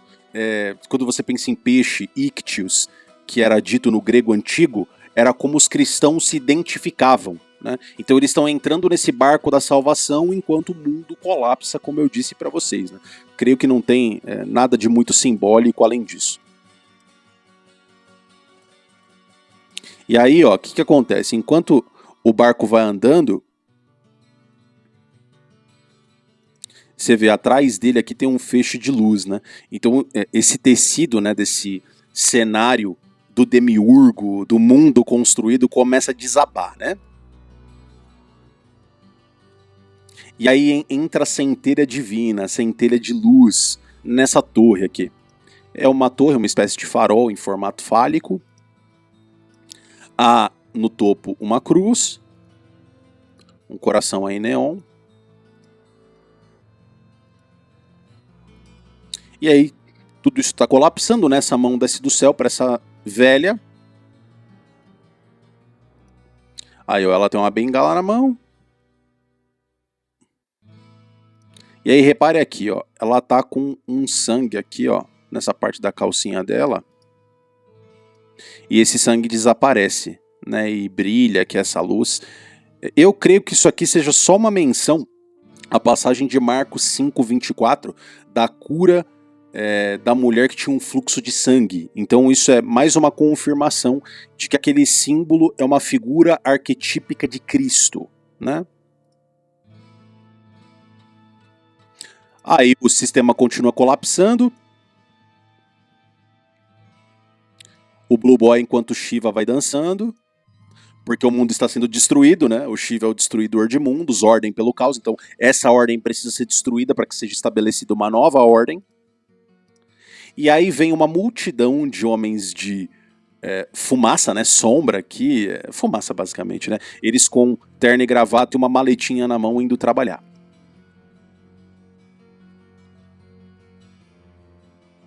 E aí essa figura arquetípica rompe com tudo isso, né?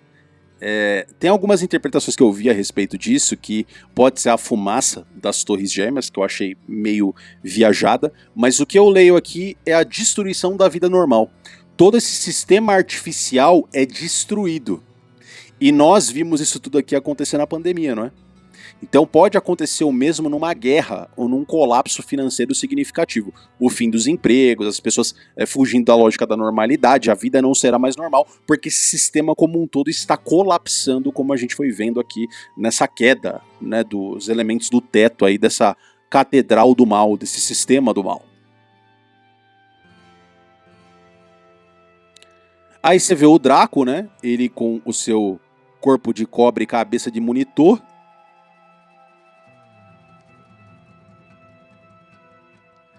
Veja que o Ludovico ele é iluminado pela queda do sistema e pelo fogo da verdade. Então ele é restaurado, ele estava sendo destruído, oprimido pelo sistema. Essa criança que nasce de dentro do ovo, que estava sob o controle do Draco, graças a essa figura do despertar, ele acorda, ele se recupera e agora ele não faz mais parte daquilo, ele não acredita mais naquele sistema, ele foi desperto. Aí vem a morte, né? Dançando como o Green Reaper, né?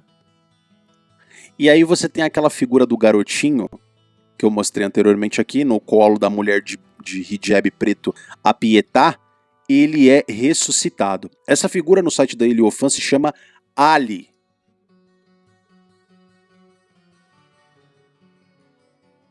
Aí você vê, né? Ele tá dançando aqui nos escombros daquela mesquita que foi destruída antes, né?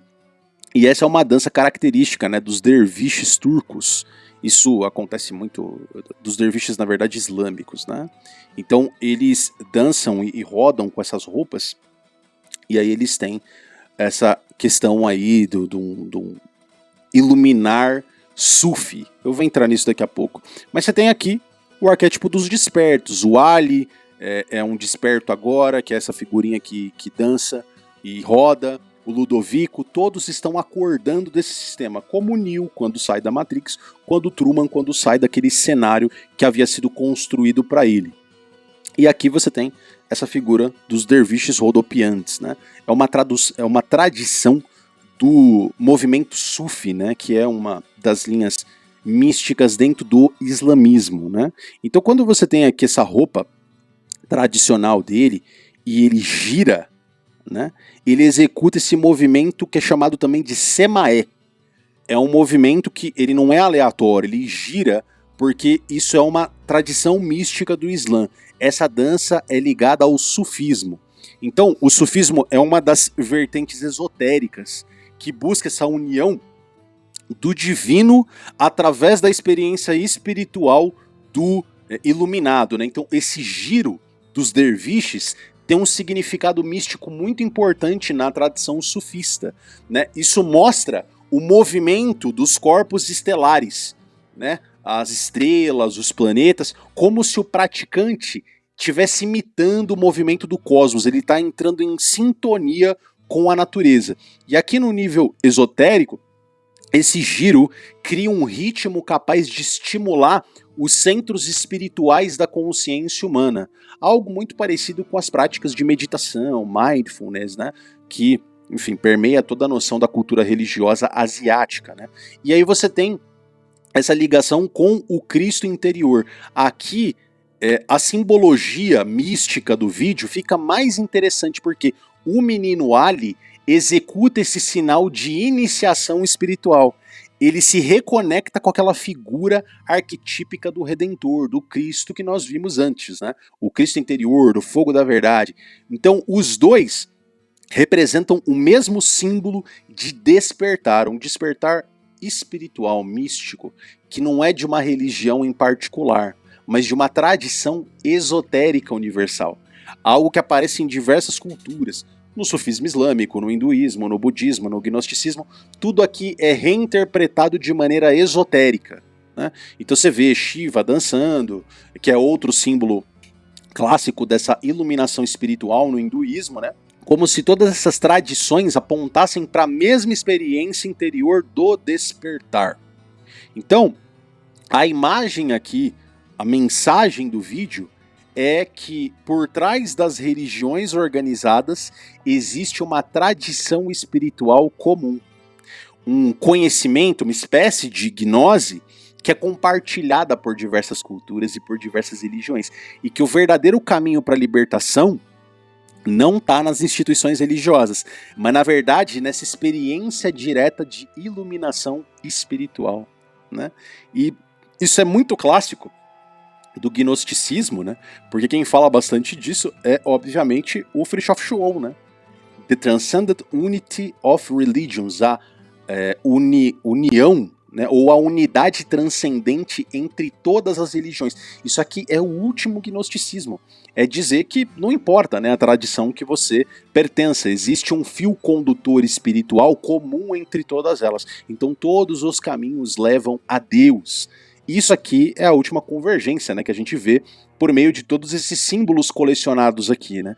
E essa figura messiânica no barco aqui, ele está de fato libertando a humanidade desse sistema, ou ele conduz todas as religiões para uma nova síntese?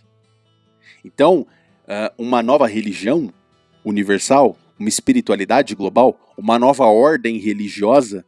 Essa pergunta aqui é importante da gente fazer, porque os elementos estão aqui, né? Você tem o Ali fazendo uma dança sufista, e você tem esse Cristo arquetípico aqui no barco, que destrói a vida comum, que cura o fluxo de sangue da mulher, mas o tempo inteiro o apontamento é gnóstico, né? As tradições mostram que, de repente, essa gnose aqui é ou uma falsa luz, ou esse ser no barco pode ser o próprio anticristo, né? Então você tem uma outra interpretação aqui dentro essa própria lógica, né? Aí você tem o Blue Boy, que é o portador da chama, e ele vai dançando aqui, e eu acredito que isso represente arquetipicamente os momentos históricos. Então ele é aqui como uma espécie de réptil, que é a noção da água ali embaixo, então que a vida teria surgido da água, segundo a teoria da evolução, e ele tem essa linha ali do fogo, né? Ele é o portador do fogo, ele é uma espécie de Prometeu aqui no vídeo. Aí a transição para um mamífero.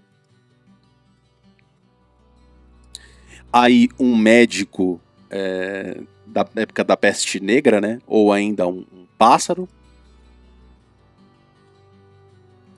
Ele dança aí, faz uma espécie de hip hop e tal. E aí quando o sistema colapsa, ele olha para cima, você lembra, ele tá vestido de Shiva, ele é a representação desse movimento e o portador do fogo. Quando o sistema como um todo colapsa, vem o caos, e aí a iluminação seria o surgimento da nova ordem. E aí surge essa gárgula, né? Então você tem, o barco saindo dessa estrutura que possui essa gárgula em cima, e seria o símbolo do sistema sob o controle do mal. Então esse sistema operando na lógica opressiva que nós vimos até agora, o controle opressivo do Draco. Tudo ali desmorona, certo? E atrás dessa figura aqui, surge as flores de lótus. Flores de lótus rosa, importante. Esse é um símbolo que aponta para o budismo. Então, diz a lenda que as flores de lótus rosa brotavam instantaneamente de cada lugar onde o Buda, o Siddhartha Gautama, dava um passo. Então ele pisava e atrás dele iam nascendo lótus rosa, né? Essa lótus rosa nasce no fundo da lama e atravessa essas águas que são turvas, né? Água suja, e floresce, né, bela na superfície, né? Então isso é associado à jornada da consciência humana, a ideia de que a alma emerge do caos, emerge das paixões, emerge da dor, da ignorância, para alcançar um estado de iluminação. E quando as pétalas se abrem, a lótus simboliza justamente isso, esse despertar espiritual, uma consciência que se abre para a luz, para essa centelha interna humana que havia uma fagulha de Deus dentro de todos, e quando você desperta isso, quando você floresce, você compreende a sua unicidade com o universo e com esse Deus, não é? Então o vídeo aqui coloca essas flores atrás dessa figura messiânica que navega rumo ao sol, reforçando essa mesma mensagem que nós vimos antes. A libertação do mundo não virá naquele sistema, dentro daquela catedral que tem uma gárgula na frente, não. É através do despertar espiritual. Você tem que sair de dentro desse sistema para que a sua consciência humana atinja esse potencial da última gnose, né? E aí você vê, nos olhos dele aqui tem o fogo, né, da chama da verdade, né? E o olho segue por ali e tal, e ele está com uma coroa de espinhos, né?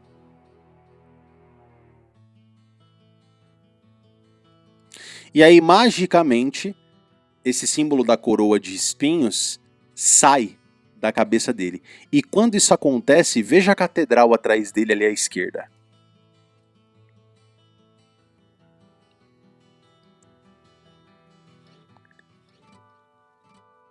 A catedral cai, certo? Então, o que é isso? Você tem um colapso aqui das religiões, né? Então, o caminho da iluminação não é por meio de uma igreja, é por meio da iluminação, né? Então, o iluminado, ele não precisa mais dessas estruturas, né? Ele já consegue atingir a gnose por ele mesmo. Essas estruturas, na verdade, aprisionam a verdadeira iluminação. O verdadeiro fogo da verdade está fora das instituições religiosas. É isso que o vídeo quer dizer. E aí o barco dele começa a andar para longe dessa estrutura.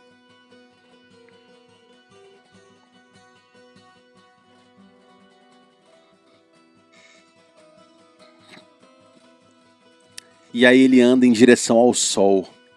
Veja só que símbolo importante, né? Existem várias menções a isso na indústria da música e tudo mais. E eu separei uma aqui para vocês verem, né? O que simboliza em última instância esse sistema? É como se o arco-íris da Dorothy, que eu falei lá no início do nosso vídeo, estivesse nos limitando dentro de uma realidade que há algo além. Existe esse sistema de coisas, existe esse jeito das coisas operarem, mas além desse arco-íris há algo maior, algo superior, um conhecimento que eu preciso atingir. Então, quando ela olha lá para o castelo do mago, né, é lá que ela precisa chegar. Né? Ela precisa romper com essa realidade, com esse sistema justamente gnóstico do demiurgo para atingir, para romper com essa realidade que foi projetada. Não é a última realidade, há algo além disso. Então, você tem esse clipe aqui que depois vocês podem assistir, que é do Black Eyed Peas, Meet Me Halfway. A verdadeira iluminação, a última gnose. Se você assistir esse clipe, os 4 rappers ali, 3 na verdade com a Fergie, eles o tempo inteiro buscam encostar na pirâmide, encostar no cubo, encostar na luz, e aqui um deles encosta no sol, que é atingir a última gnose, ou atingir o fim da árvore da vida na cabala. Tudo aponta para esse mesmo símbolo. E aqui dentro de iPad Gold, mesma lógica. Você tem o sol, que você vai com esse barco em direção ao sol para atingir a última gnose, a última iluminação. E aí você percebe que esse sol ele solta uns orbes, né? Ele solta um que destrói a pirâmide. E a pirâmide é o último símbolo, né? Tava até no queixo do Draco, que mostra que esse é o símbolo da opressão, do olho que tudo vê, da nota de dólar. Então o sol, a última iluminação, destrói esse sistema opressivo.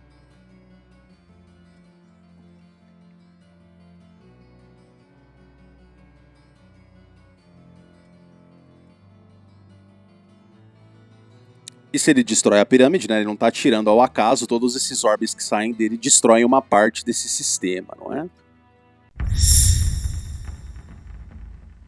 No final das contas, o iPad Gold 2, né, 2, é uma obra impressionante, fascinante por vários motivos. Tecnicamente, isso aqui é uma animação extremamente sofisticada, lembrando, isso tudo é muito antes da IA, esse vídeo de 2012, e é uma história contada quase sem palavras, só o Bush lá no começo fala. Né? Mas o que realmente sustenta esse curta, essa narrativa, é algo muito mais antigo. É a linguagem dos arquétipos, dos símbolos. E talvez a linguagem mais antiga da humanidade, não é? Antes mesmo da escrita, antes mesmo da filosofia, havia a linguagem simbólica. E os símbolos sempre foram usados para condensar ideias, para mostrar coisas mais profundas em imagens mais simples. E é exatamente isso que o vídeo faz aqui, né, conosco. Cena após cena, você vai tendo uma construção crítica extremamente dura à civilização que eu e você vivemos, ao mundo contemporâneo. Essas estruturas de poder, a manipulação política, a guerra, as crises sociais, controle psicológico, controle farmacológico e esse colapso dessa civilização. Mas o filme, ele não para aí. Ele também oferece uma saída, uma solução. E aqui é onde ele de fato é interessante, porque essa solução ela não é política, ela não é institucional, você não tem que reformar, você não tem que fazer uma reforma econômica, na verdade a grande reforma é espiritual. E quando nós decodificamos esses símbolos, nós percebemos que a mensagem dele como um todo gira em torno da ideia da iluminação interior. A noção de que cada indivíduo possui dentro de si um potencial de despertar espiritual, algo que nas tradições gnósticas isso costuma ser chamado de Cristo interior. Né? Então, dentro do gnosticismo, dentro de toda essa lógica, isso é apresentado da mesma maneira. Então, dependendo aqui, obviamente, da perspectiva de quem assiste, isso é interpretado de toda sorte de maneiras que você puder imaginar. Para alguns é o caminho de libertação espiritual. Para outros, para mim, como cristão, levanta o seguinte, ó.